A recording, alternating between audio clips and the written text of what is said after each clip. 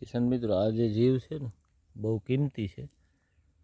અળસિયાથી પણ આ બહુ સક્રિય હોય અને ખાતર શેરવવામાં અદ્ભુત રિઝલ્ટ આપતો જીવ છે. ખેડૂતનો સાચો મિત્ર છે. ખેડૂતો આમ તો આને ઓળખતા હોય. જો હાથમાં છે, અદ્ભુત ખેડૂત મિત્ર છે. ને આપણે જે દેશી ખાતર છે એ આપણે આ નબળા આંબામાં કમ્પ્લીટ પાથરી દીધું છે. ને એની ઉપર હવે આપણે આ બ્રહ્માસ્ત્ર જે આપણું છે એ નાખશું.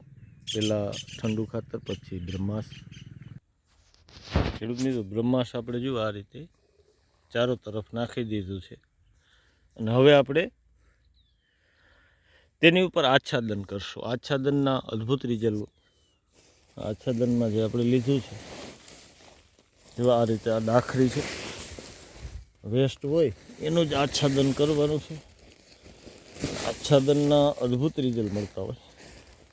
પાણીનો જે રસ્તો હોય ને ચોખ્ખું રાખશું, બાકી આચ્છાદન, જેથી કરી અને ખોટા ખડ પણ નહીં ઉગે અને સાચો કાર્બન આચ્છાદનથી થતો હોય. કરીને બતાવું હમણાં. તો ખેડૂત મિત્રો, આચ્છાદન જો આપણે કમ્પ્લીટ આખા ખામણામાં કરી દીધું છે. 2 ફૂટ થયું અને 4 કાંગરનો આ રીતે દળ કર્યો, 4 આંગર જેવો. નીચે આપણે દેશી ખાતર, ઉપર બ્રહ્માસ્ત્ર ખાતર અને પાણીનો જે માર્ગ કર્યો ને એ બતાવું. અહીંથી પાણી આવશે, એટલી સાઈડ ચોખ્ખી રાખી છે અને અહીંથી પાણી પાછું નીકળી જશે, બીજા આંબામાં વહી જાય. હવે જે ટપક કરતા હોય ને એને તો આ ચોખ્ખું રાખવાની જરૂર નથી, અહીં પણ આચ્છાદન કરી શકે છે. અને આચ્છાદનના અદ્ભુત રિઝલ્ટ મળતા હોય.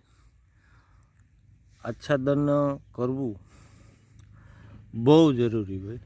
તો ખેડૂત મિત્રોને સાચી માહિતી પૂગે અને આના જે રિઝલ્ટ છે નબળા આંબામાં આવતા સમયમાં આના શું આવશે એ પણ ખેડૂતો લગી પુગાડશું. લોકેશન વારે વારે કહી દો, આંબો છે ને સામે બોરડી છે, એમાં કાંઈ ચેન્જ નહીં પડે. ને આપણે કોઈની જાહેરાત ન કરતા દેશી પદ્ધતિ આગળ આવે, પ્રાકૃતિક ખેતી આગળ આવે અને ખેડૂતો અપનાવે, એના માધ્યમથી જ આપણે આ કામ કરતા હોય. તો જરૂર અપનાવવું. જય હિન્દ, જય કિસાન.